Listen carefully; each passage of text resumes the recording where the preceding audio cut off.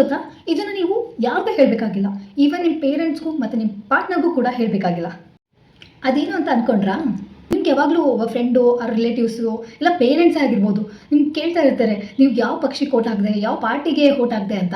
ನಿಮಗೆಲ್ಲ ಗೊತ್ತು, ನಮಗೆ ಫಂಡಮೆಂಟಲ್ ರೈಟ್ಸ್ ಅಂದರೆ ಮೂಲಭೂತ ಹಕ್ಕುಗಳಿದೆ. ನಮಗೆ 6 ಫಂಡಮೆಂಟಲ್ ರೈಟ್ಸ್ ಇರೋದು. ರೈಟ್ ಟು ಫ್ರೀಡಮಲ್ಲಿ ಆರ್ಟಿಕಲ್ 21 ಪ್ರಕಾರ ಪ್ರತಿಯೊಬ್ಬ ನಾಗರಿಕನಿಗೂ ರೈಟ್ ಟು ಪ್ರೈವಸಿ ಅನ್ನೋದು ಇರುತ್ತೆ. ಸೊ ನೀವು ಯಾರಿಗೆ ಓಟ್ ಹಾಕಿದ್ರಿ, ಆರ್ಎಲ್ಸ್ ನೀವು ಯಾವ ಪಕ್ಷಕ್ಕೆ ಸಪೋರ್ಟ್ ಮಾಡ್ತೀರಾ, ಯಾವ ಲೀಡರ್ಗೆ ಸಪೋರ್ಟ್ ಮಾಡ್ತೀರಾ ಅಂತ ಯಾರಿಗೂ ಹೇಳಬೇಕಾಗಿಲ್ಲ.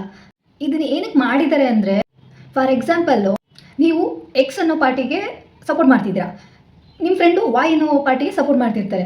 ಸೊ ಅದು ಏನಾಗುತ್ತೆ, ಇಬ್ಬರು ಬೇರೆ ಬೇರೆ ಲೀಡರ್ಸ್ಗೆ ಆರ್ ಬೇರೆ ಬೇರೆ ಪಕ್ಷಕ್ಕೆ ಸಪೋರ್ಟ್ ಮಾಡ್ತಾ ಇರ್ತೀರಾ, ಆ ಪಾರ್ಟಿಗೆ ಸಪೋರ್ಟ್ ಮಾಡ್ತಾರೆ. ಅದು ನನಗೆ ಇಷ್ಟ ಇಲ್ಲ ಅಂತ ನಿಮ್ಮ ಫ್ರೆಂಡ್ ಅನ್ಕೊಂತಾರೆ.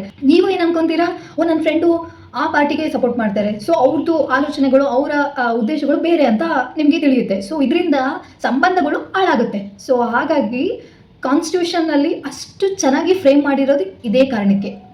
ಅದಕ್ಕೆ ಇವಾಗಲೂ ಕೂಡ ನೀವು ವೋಟ್ ಮಾಡುವಾಗ ಅದು 4 ಗೋಡೆಗಳ ಮಧ್ಯೆ, ಅದು ಚೌಕಟ್ಟು ಒಂದು ಬಾಕ್ಸಲ್ಲಿ ಇಟ್ಟಿರ್ತಾರೆ ವೋಟ್ ಮಾಡೋದಕ್ಕೆ. ಬಿಕಾಸ್ ಅದು ನಿಮ್ಮನ್ನ ಬಿಟ್ಟರೆ ಬೇರೆ ಯಾರಿಗೂ ಗೊತ್ತಾಗಬಾರ್ದು ನೀವು ಯಾವ ಪಕ್ಷಕ್ಕೆ ಯಾವ ಲೀಡರ್ಗೆ ವೋಟ್ ಮಾಡ್ತಿದ್ದೀರಾ ಅಂತ. ನೆಕ್ಸ್ಟ್ ಟೈಮು ನಿಮ್ಮ ಫ್ರೆಂಡ್ಸು ಆರ್ ಎಲ್ಸ್ ರಿಲೇಟಿವ್ಸು ಯಾರಾದರೂ ಯಾವ ಪಕ್ಷಕ್ಕೆ ವೋಟ್ ಆಗದೆ ಇಲ್ಲ ಆರ್ ಎಲ್ಸ್ ಯಾವ ಲೀಡರ್ಗೆ ವೋಟ್ ಆಗ್ತದೆ ಅಂತ ಕೇಳ್ತಾರಲ್ವಾ, ಅವಾಗ ಹೇಳಿ it's my right to privacy. ನಾನು ಅದನ್ನು ಯಾರಿಗೂ ಹೇಳಬೇಕಂತ ಇಲ್ಲ. ಸೊ ನಿಮ್ಗೆ ಯಾವಾಗಲೂ ಕೇಳ್ತಿರ್ತಾರಲ್ಲ ಫ್ರೆಂಡು ಯಾವ ಪಕ್ಷಕ್ಕೆ ವೋಟ್ ಆಗದೆ ಇಲ್ಲ ಯಾವ ಲೀಡರ್ಗೆ ವೋಟ್ ಆಗದೆ ಅಂತ ಕೇಳ್ತಿರ್ತಾರಲ್ಲ, ಆ ಫ್ರೆಂಡಿಗೆ ಟೆಲ್ ಮಾಡಿ.